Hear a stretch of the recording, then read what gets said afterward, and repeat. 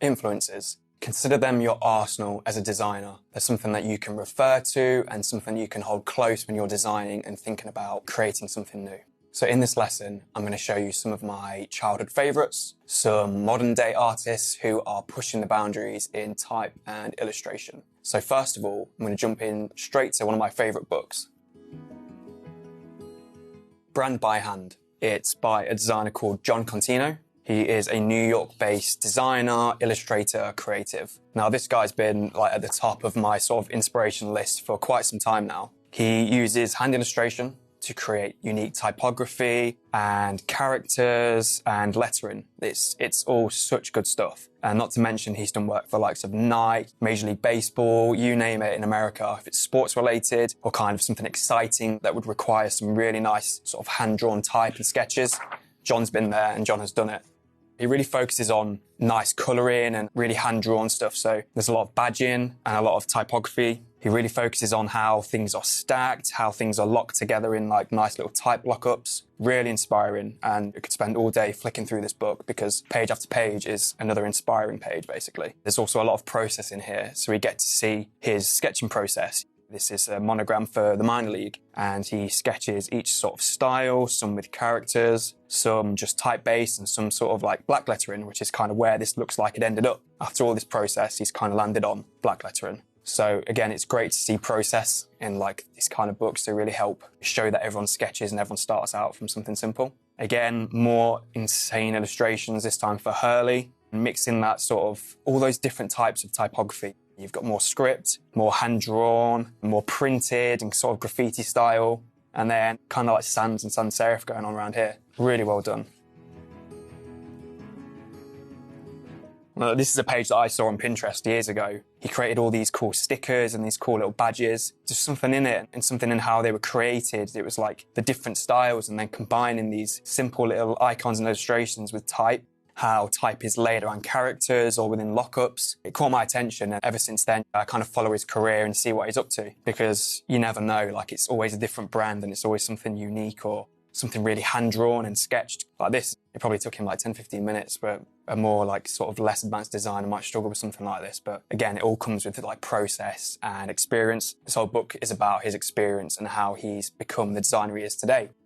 So a last cool page is one for Nike in the Bronx. Again, really nice badging, sort of different type styles, a bit of brush stroke, a bit of kind of sort of old English black letter going on. There's texture, there's colour, there's impact. So I highly recommend either getting this book, Brand by Hand, or just checking him out on Instagram, John Contino. He's a great designer, super friendly, and even has a podcast, The Nose Knows, which is on Spotify. So yeah, check him out. He's a very, very inspiring guy.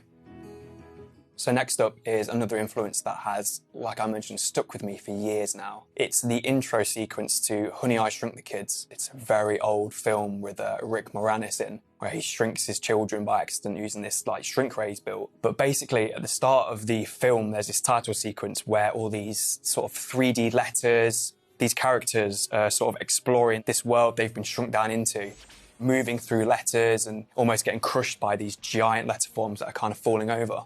The kind of style and the pace of that has really stuck with me for years. The use of music with each movement really helps. And the different art styling, there's different art styles with each sort of scene the characters are in.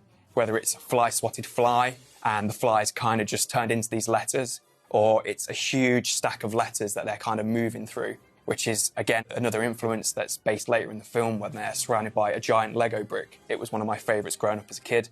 And it's something I used to watch on a VHS over and over. It was just impactful and it's kind of stuck with me all these years. It's a great reference point for me as a designer.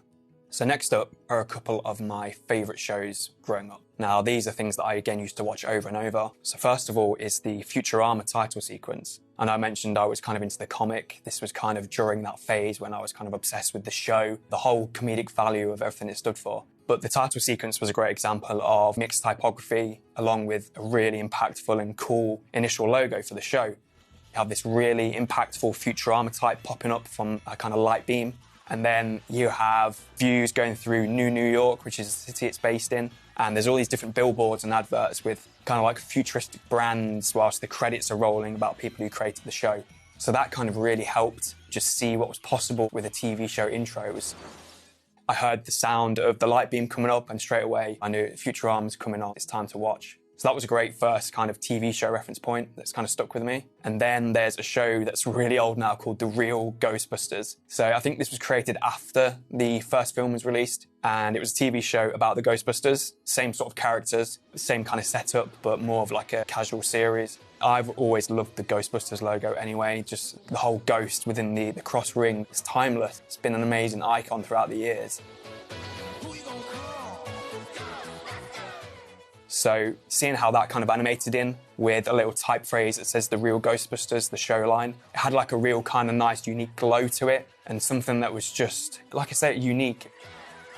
These two titles really, again, stuck in my mind. They've been there all these years, like 10, 15, 20 years later. You can find them on YouTube now. That's the beauty of everything these days. I love those shows. They're just amazing. Now, my final kind of movie reference, or sort of like digital moving image reference, is some of the things that come out of Wes Anderson's universe. Now, he's created films like Isle of Dogs and The Grand Budapest Hotel, and his art styling and the designers and the packaging designers he works with, that whole world and realm is just like so mystical and wonderful. So in the Grand Budapest Hotel, there's a scene where Gustav is escaping from prison and he's trying to get into contact with other hotels in the area. And each of these hotels is ran by kind of like a famous face. They're like famous cameos, but they each have separate branding, and the branding is seen on a key for each hotel. So on some, it's a physical key. It's kind of like an overhead shot of a key on like a desk or on like a wooden background. And each of these keys has kind of like a tag attached to it, whether it's kind of, you know, your classic American hotel tag where it's kind of like a sort of robust sort of triangle shape, or it's a circle, or it's a square. But each of these tags has a different style, and it's how the letters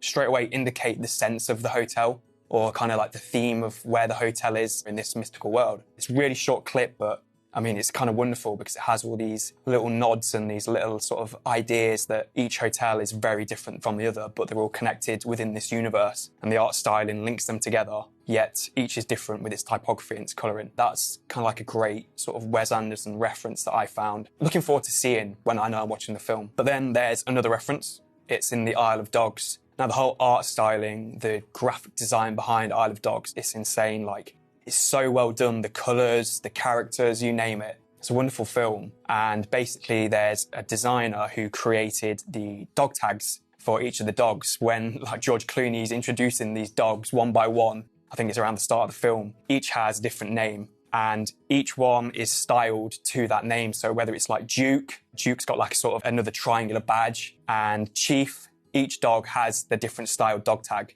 And again, it comes back to the similar sort of references, the keys. Each is designed to be different with different typography, different lettering, different styling, but it still all works within the same universe. You can still tell it's by the same artist or the same design department. Okay, so let's have a look at a couple of cool artists that are really pushing type and colour and illustration, all of the above, into one kind of really cool and unique style. Firstly, we have a French art director called Charlie Lemernion. Now, this guy is expressing typography through like really cool characters, and basically how the letters move, they're really expressive. He's got a real good flow going within his work style. He really does great work for major newspapers around the world. He's dabbled in animated stickers. He's just got a really unique grasp on how letters can be more than just static letters. He's really exploring these different styles and playing with sound and just seeing how letters can be given more personality, which is kind of what this is all about. It's a really unique take on looking at simple words. Again, he's got a sticker pack that represents really simple words, but each one is really powerful and it's got an amazing flow to it. This guy is really like, you know, up there at the sort of up and coming world of kinetic typography. He's top of the list right there. Then next up is Connor Campbell's studio in London. Now, this guy's running his own studio. He's again creating, he's pushing the boundaries with typography, and he's using it for clients like Nike and Sony Music. He's really focusing on how these words and these letters are represented through just motion, and the language he uses for each client is super unique. Definitely one to watch. He's got a lot of cool stuff out there already.